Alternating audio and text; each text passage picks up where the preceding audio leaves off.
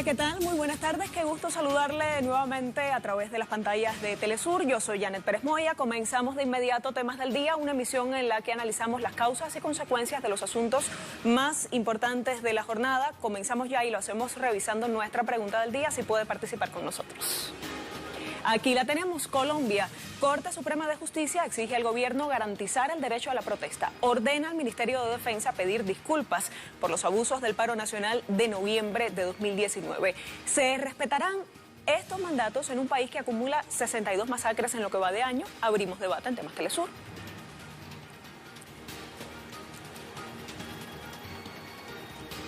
Entramos en materia. Este miércoles se lleva a cabo la segunda jornada del 75º periodo de sesiones de la Asamblea General de la Organización de las Naciones Unidas. Durante la última jornada, líderes del mundo llamaron a fortalecer la cooperación y la solidaridad para hacer frente a la crisis pandémica. La participación de presidentes y jefes de gobierno se ha llevado a cabo bajo el mecanismo de alocuciones virtuales. Los discursos de los líderes mundiales han estado caracterizados por fuertes contrastes en los que más de 30 países se pronunciaron por el reforzamiento del multilateralismo y la cooperación internacional. El ambiente fue propicio para que los jefes de Estado de Rusia, China, Venezuela y Cuba, entre otros, abogaran por el cese de las medidas coercitivas impulsadas por Estados Unidos y países del bloque europeo. El presidente de Argelia, Majid Tebboune, reiteró el compromiso de su país en la lucha contra el terrorismo en el mundo. Argelia renueva su compromiso con la lucha contra el terrorismo y el extremismo violento. Se trata, en este caso, de un fenómeno que amenaza la paz y seguridad y el desarrollo en el mundo.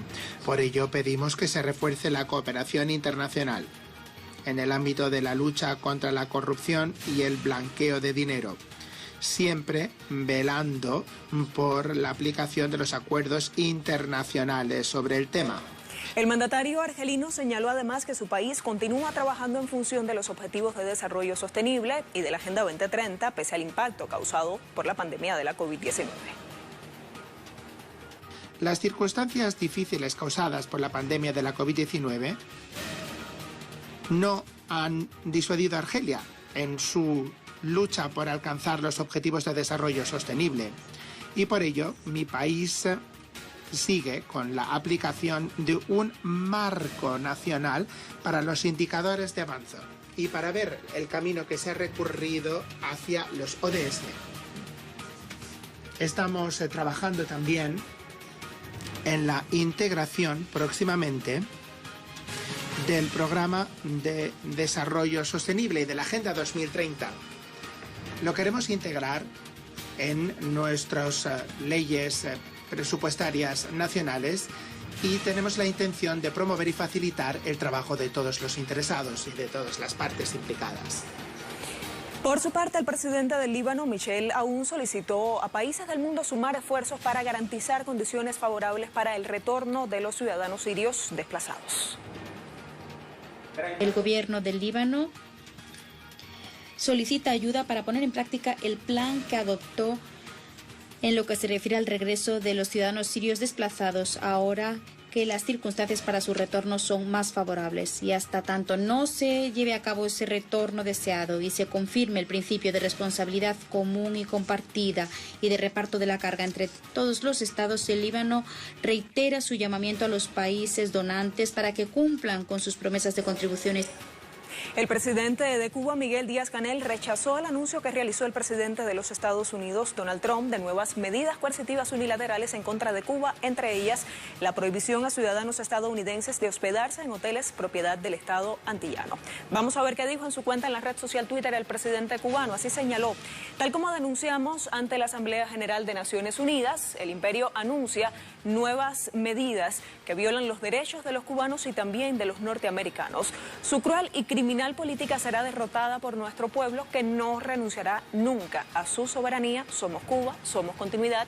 Las etiquetas del presidente cubano Miguel Díaz-Canel Bermúdez.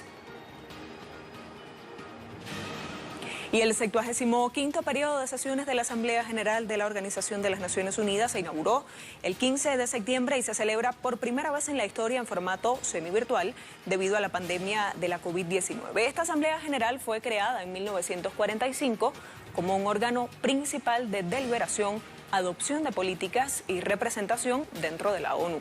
Sirve como un foro de negociación multilateral sobre todos los temas internacionales que abarca la Carta de las Naciones Unidas. La Asamblea participa además en el proceso de establecimiento de normas y en la codificación del derecho internacional. Inaugura su periodo de sesiones el tercer martes de cada septiembre y el debate general una semana después, durante el cual los líderes mundiales ponen sobre la mesa las cuestiones más importantes y fijan los objetivos de trabajo para los meses posteriores.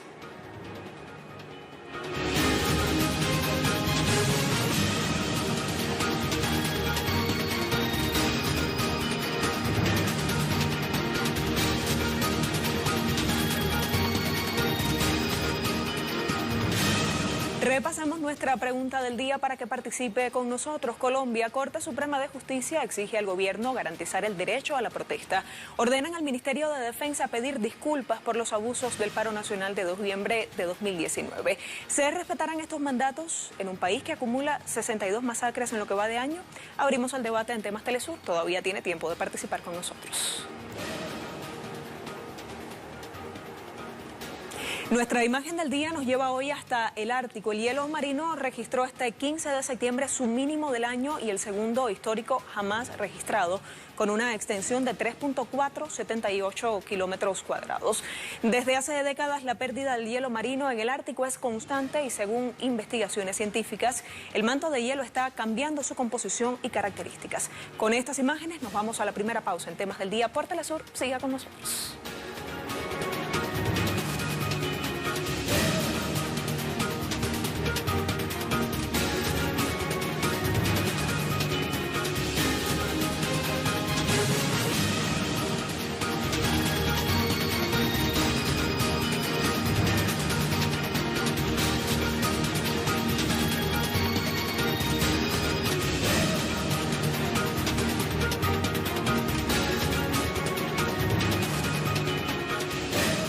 Nuevamente la violencia aumenta en Colombia. En las últimas 24 horas fueron reportadas 2 masacres en las que fueron asesinadas al menos 7 personas.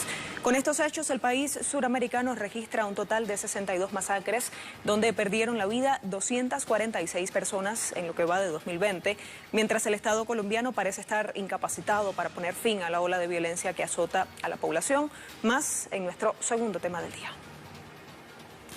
Recientemente, la Organización de las Naciones Unidas instó al Estado colombiano a garantizar la integridad de toda la población, sobre todo la población rural, principal víctima de la espiral de masacres en el país. Tal fue el caso de los 2 últimos sucesos que enlutaron a la nación.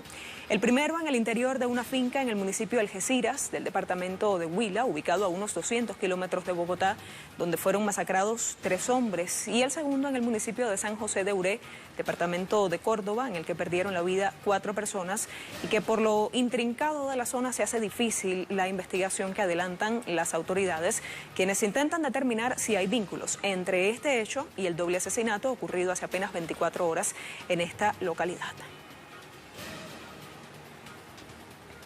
En un inédito fallo, la Corte Suprema de Justicia de Colombia ordenó al Estado el respeto a la protesta pacífica en un documento de 171 páginas y dio un plazo de 48 horas al ministro de Defensa, Carlos Holmes Trujillo, para que presente disculpas por los excesos policiales cometidos en la manifestación del 21 de noviembre de 2019.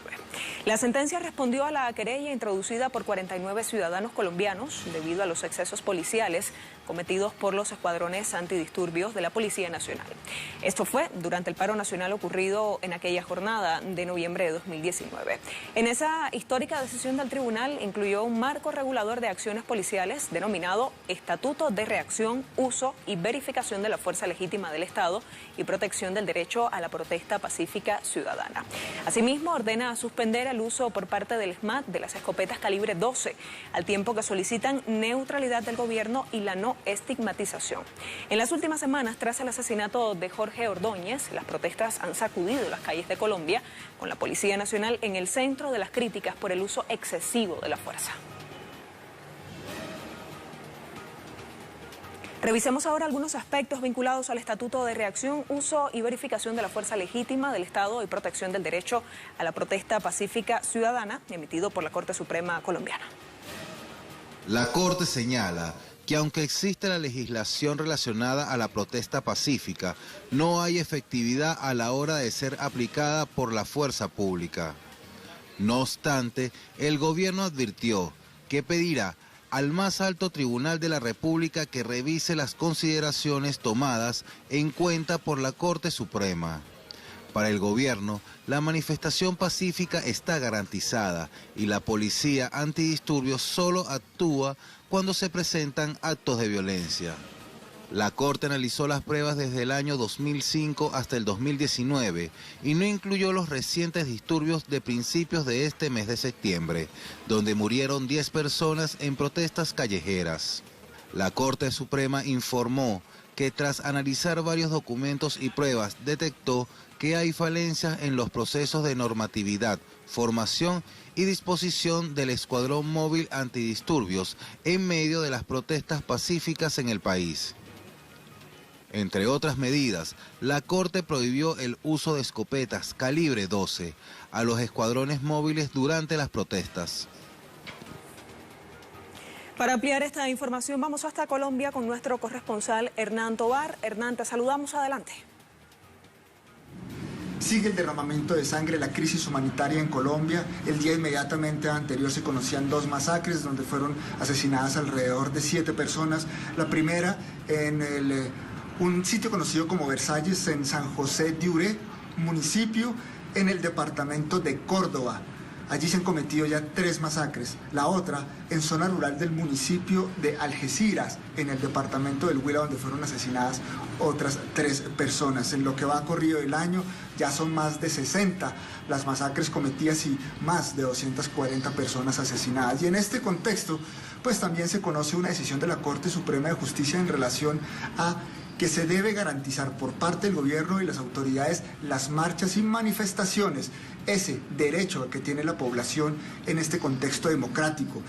Esto a partir de una acción de tutela que interpusieron alrededor de 40 personas, entre defensores de derechos humanos, estudiantes, trabajadores, que vieron vulnerado ese derecho y los excesos que se vieron a través de las redes sociales y medios de comunicación que cometía la policía. Le ordena en esta providencia al Estado y a las autoridades que deben reestructurar y hacer una mesa técnica para reestructurar cómo se enfrentan las manifestaciones por parte de la policía, pero también se le dice al ministro de Defensa, Carlos Gómez Trujillo, que debe pedir disculpas en los diferentes medios de comunicación y también retirar de la arma de dotación del Escuadrón Móvil Antidisturbios la escopeta calibre 12, que fue la que asesinó a uno de los manifestantes el 21 de septiembre del año pasado, a Dylan Cruz. Recordemos ese episodio.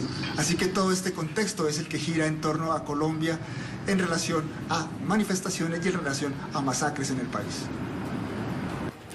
Muchísimas gracias a nuestro compañero. Revisemos ahora nuestros temas en un tuit.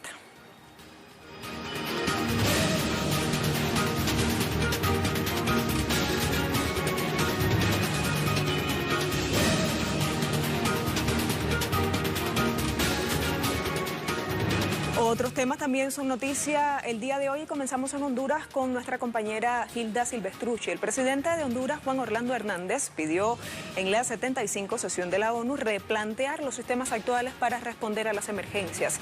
Aseguró que redujo la mortalidad por COVID-19 en un 6%, mientras en Honduras los médicos denuncian corrupción y crisis en hospitales. En otro tuit, Colegio Médico de Honduras desmiente comparecencia de Juan Orlando Hernández en la ONU. Piden a la ONU que investigue lo que pasa en Honduras. Vamos hasta Bolivia con Freddy Morales. Nuestro corresponsal publicó persecución judicial contra el exministro de Gobierno Carlos Romero, acusado tras el golpe de Estado en un proceso de presunta corrupción. El coronel Iván Rojas, comandante de la Fuerza Especial de la Lucha contra el Crimen, ordenó actos ilegales, se revela la capitana investigadora Silvia Sandoval. Desde Paraguay, Osvaldo Zayas, hoy prosigue el 75 periodo de sesiones de la Asamblea General de la ONU, que por primera vez se realiza de forma virtual debido a la pandemia de la COVID-19.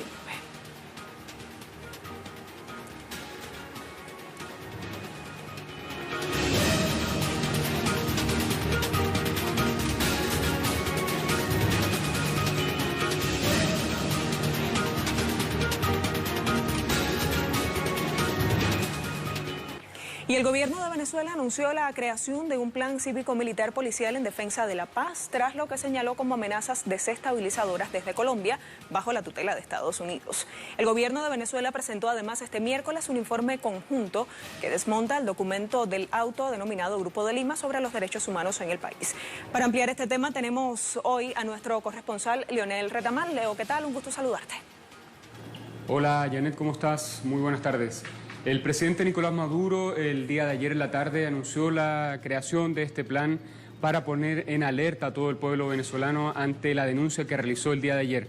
Esto consiste en poner en alerta porque dijo hay planes de la CIA para Venezuela para generar situaciones de violencia, de desestabilización, para ataques a infraestructura pública que pudiera generar zozobra en el país. Esto con el fin de enturbiar el clima político y nacional con miras a las elecciones del próximo 6 de diciembre.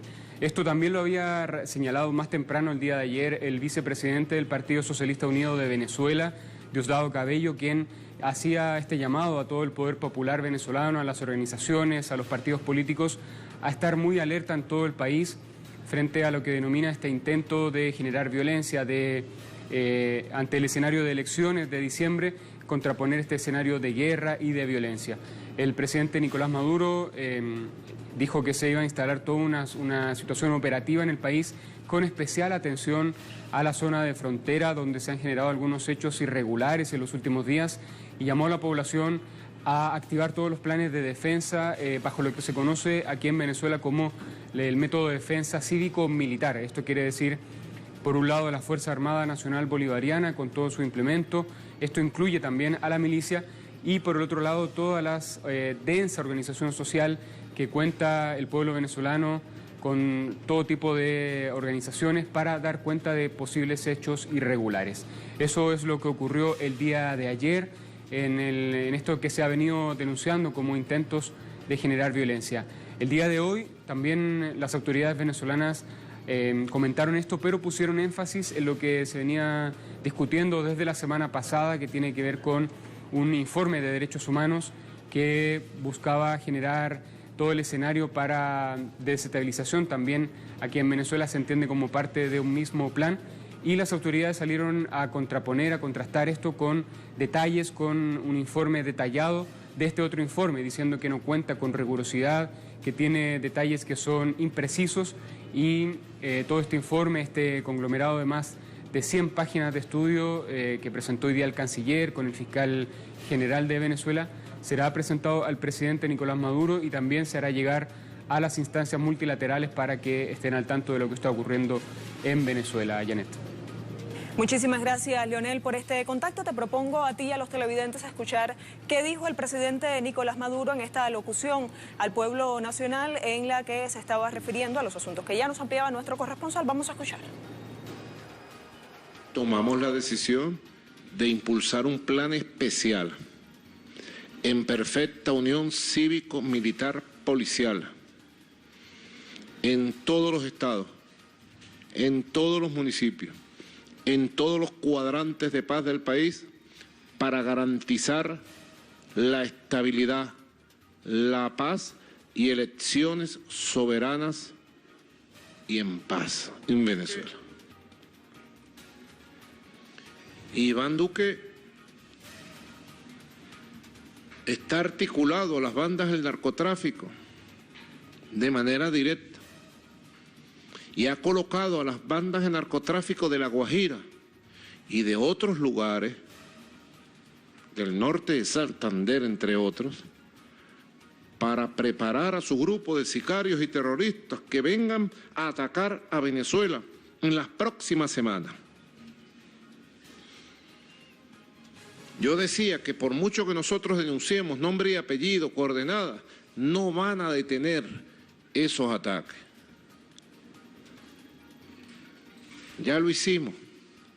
Tuvimos 6, 8 meses denunciando coordenadas, nombre y apellido. Y no detuvieron la incursión armada que salió de la Guajira colombiana y que fue neutralizada por la operación Negro Primero. El gobierno de Donald Trump ha colocado a la DEA, como organismo operador para el ataque contra Venezuela. Lo que es nuevo hoy no es que está la DEA involucrado hasta los tequeteques con los grupos del narcotráfico colombiano para atacar a Venezuela. Lo nuevo es que han aprobado que la CIA se involucre en operaciones encubiertas de carácter terrorista contra Venezuela.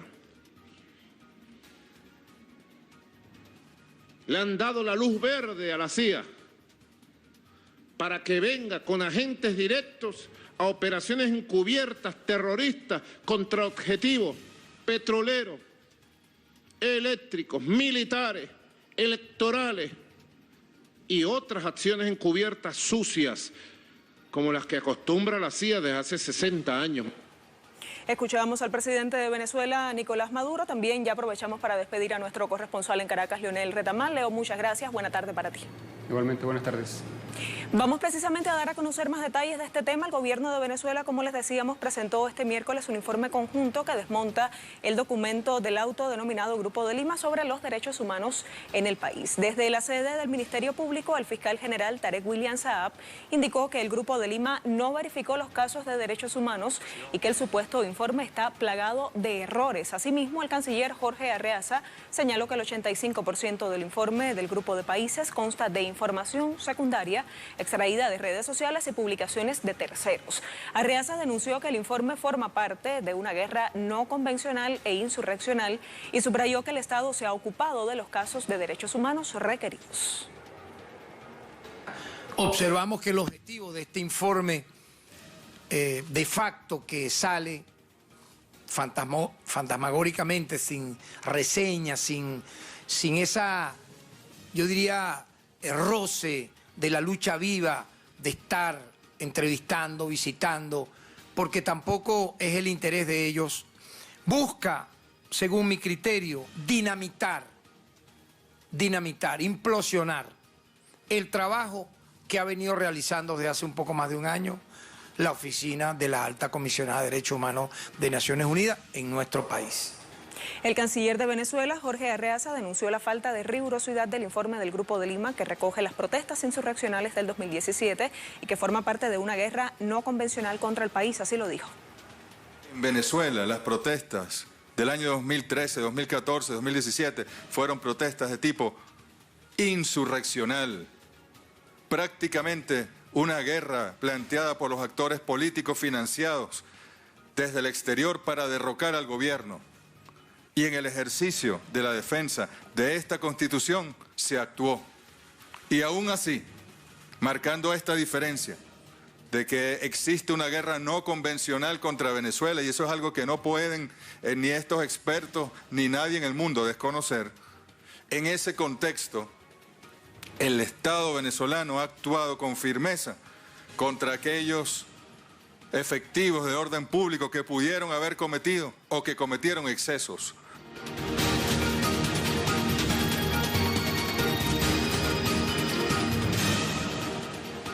Al inicio de nuestro programa le presentamos nuestra pregunta del día y aquí está Colombia. Corte Suprema de Justicia exige al gobierno garantizar el derecho a la protesta. Ordenan al Ministerio de Defensa pedir disculpas por los abusos del paro nacional de noviembre.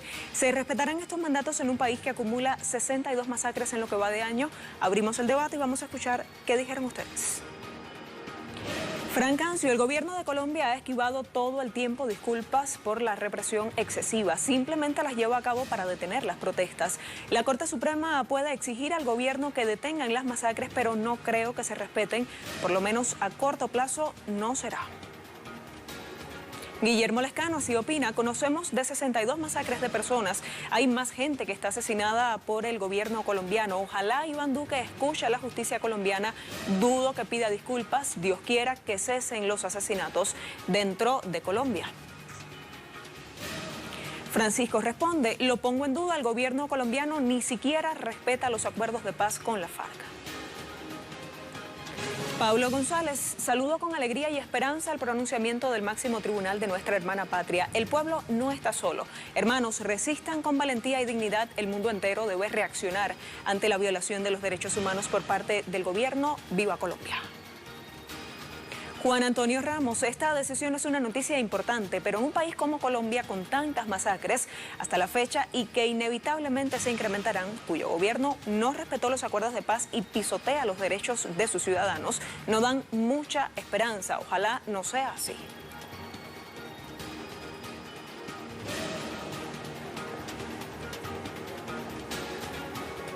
Muchísimas gracias a todos los que participaron con sus respuestas en nuestra pregunta del día y a los que lo hacen habitualmente también. El 23 de septiembre se celebra el Día Internacional de las Lenguas de Señas, proclamado por la ONU en noviembre de 2017. Con este video despedimos la emisión de Temas del Día. Gracias a usted por